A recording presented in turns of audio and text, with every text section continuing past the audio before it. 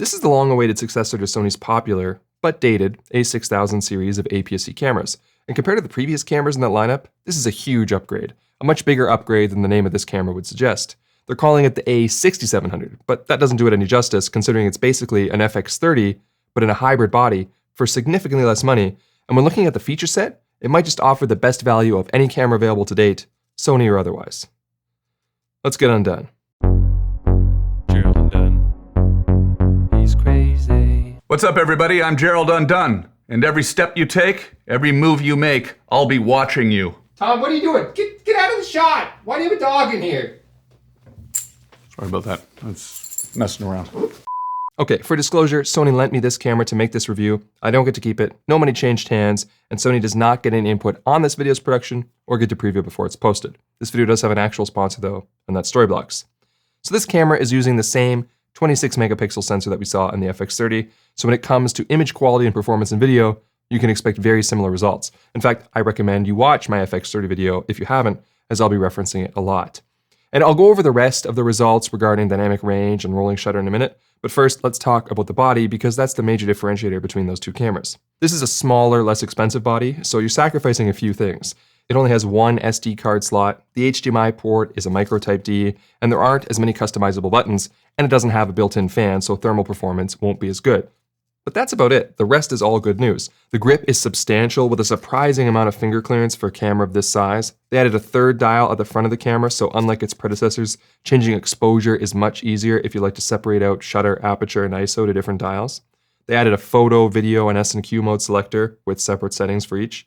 It has a fully articulating screen, which is the first A6000 series camera to have that, and it even uses the bigger FZ100 battery from the full-frame cameras. It does, however, have those older, noisy, jangly strap triangles that you'll probably want to take off if you're shooting video without a strap. You could take points off for having an unimpressive resolution on the LCD screen. It's only 1,000,000 dots, and some fine details are hard to discern at times, but it doesn't suffer from any of the dimming issues that the previous models did, regardless of shooting mode, so that's good. And the viewfinder is, well, it's there. It's certainly not my favorite viewfinder in the world, but it's better than not having one. It's 2.36 million dots and is fairly bright.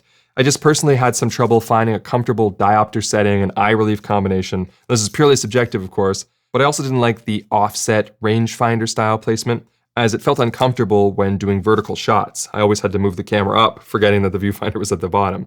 But again, for a hybrid camera of this category, I think it's passable, and overall, I enjoyed my time with this camera when it came to handling. Do keep in mind, though, that it doesn't have a joystick. You can use the back dial as a D-pad for this purpose, but a joystick is definitely easier and something that I missed when operating this camera.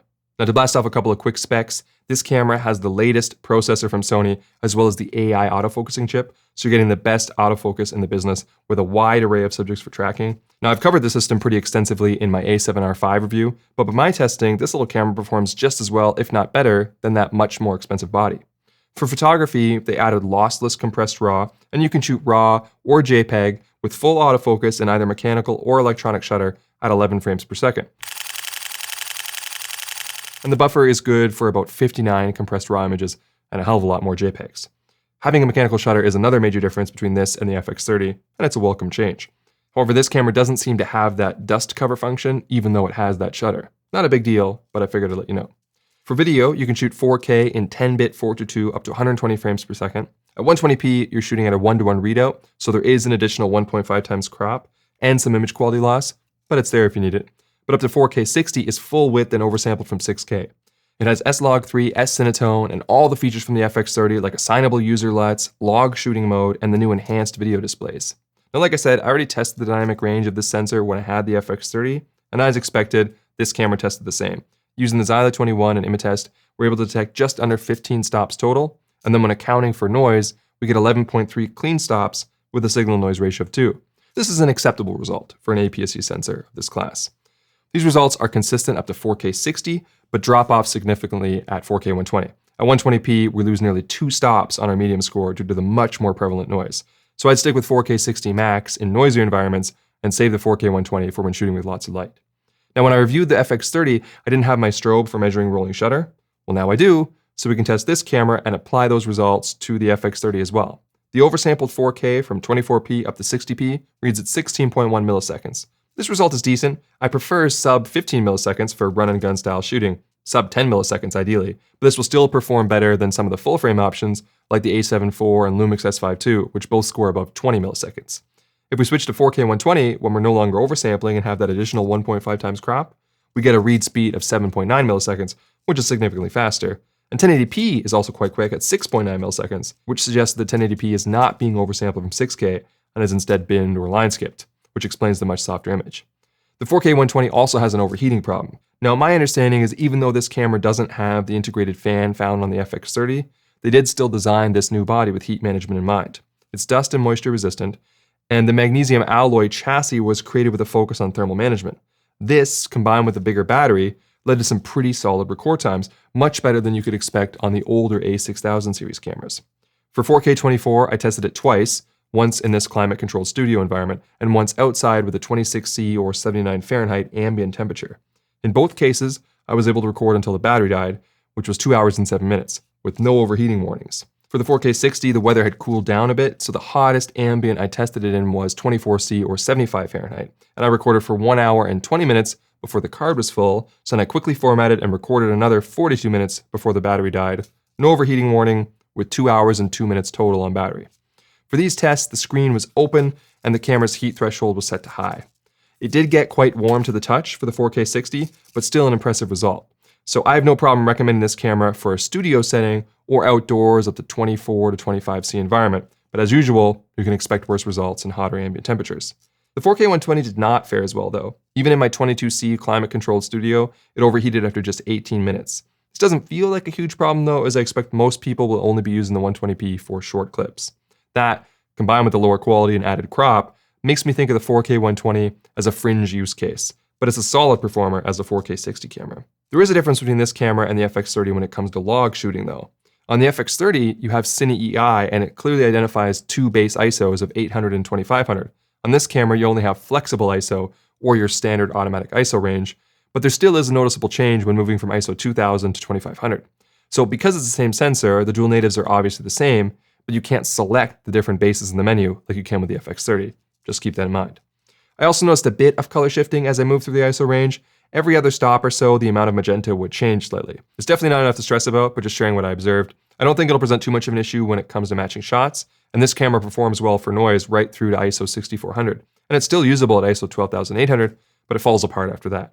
It maxes out at ISO 32000, but that's mostly unusable except for specific cases in my opinion. It also inherited a few terrific features from other recent Sony releases like focus breathing compensation, the in-camera time-lapse creation, and the new and improved clear image zoom that lets you keep using subject detection autofocus while zooming an extra 1.5 times with seemingly no quality loss. Previous versions of clear image zoom had autofocus caveats. This one does not. This is a fantastic tool to have at your disposal. It also features the new AI-based auto framing that we saw in the ZVE1 that uses subject detection to follow you around within your frame to create the illusion of a moving camera by cropping in and moving that cropped image around inside your shot. It's a pretty cool function to have if you self-film a lot. It has 5-axis in-body stabilization, SEPA rated up to 5 stops of compensation. It's nothing revolutionary, but it's helpful, and that active stabilization is pretty decent for video, not the best in class, but a solid performer without much in the way of warpy artifacts or corner wobble. It does not have the dynamic active stabilization mode of the ZVE1 though. For audio, it features both a microphone and headphone jack, and the hot shoe is the multi-interface connector that allows you to hook up the digital Sony microphones. The built-in microphone has also been redesigned. Instead of putting the capsule on the top, it's positioned around the lens mount, and they're relying on the built-in software-based wind noise reduction, since there's obviously no floofy toupee to put on the top of your camera this time around. But to hear what that sounds like, let's record the message from today's sponsor Storyblocks using that built-in mic. Okay, what you're seeing here is an image right at a camera on the A6700. This is an S Cinetone. Nothing's been done to the image, and I'm using the 15mm f1.4 lens, and I'm shooting at 1.4 in the studio here, and you're listening to the microphone that's built in just above the lens mount there, and I've got the in-camera gain set to 15, which seems to be putting me just around -12 to -10 dB while talking to you right now. And I'm holding it about this far away. Now, I'm going to read from my teleprompter over here because I didn't want to put it on this camera because I didn't want to corrupt the image. So, Storyblocks is a stock media platform that boasts a massive library of high-quality assets aimed to strengthen your video production. Their subscription model provides predictable costs without any pay-per-clip licensing. Just pick a plan, pay that fee, and that's it. And you'll enjoy unlimited downloads of HD and 4K video files, images, and motion graphics templates. And the platform is intuitive and easy to use, and new content is added regularly to ensure you have access to up-to-date assets to satisfy your project. And if you're an Adobe Creative Cloud user, you can now access the entire Storyblocks library right in Premiere Pro or After Effects by installing a clever little plugin, which can really speed up your workflow. And whether it's those motion graphics or high-quality stock footage, remember that with Storyblocks, anything you download is 100% royalty-free forever, with no restrictions on where you can distribute your finished projects. So to get started with unlimited stock media downloads at one set price, head to storyblocks.com/undone or click the link in the description. This camera also features the latest USB streaming protocol that allows up to 4K 30 or 1080p 60, which outperforms even the FX30, which capped out at 4K 15, which is a useless frame rate. But it did do 1080p 60, which was still good. But in either case, this protocol is great for setting up a really quick and simple, easy live streaming solution, or if you do a lot of video calls, your camera can now double as a webcam so that you can flex on the rest of the scrubs in your Zoom meeting with your outstanding video quality, now all the way up to 4K 30. And what you've been looking at here is that 4K 30 stream straight at a camera, captured in OBS on my computer, no capture cards, just one bozo in an office with one light and a camera. Oh, and that USB-C port does power delivery for charging the camera and just giving it extra juice while you're using it. Overall, I think this is a fantastic little camera for the money. I still think that if you're primarily shooting video, the FX30 is worth the extra money for the form factor, the redundancy in recording, the better ports, and the superior thermal performance. But for a true hybrid shooter, for this price, I don't think there's a more capable or feature-rich camera available at the moment. And that's why I'm going to give it 5 jangly strap triangles out of 5. All right, I'm done.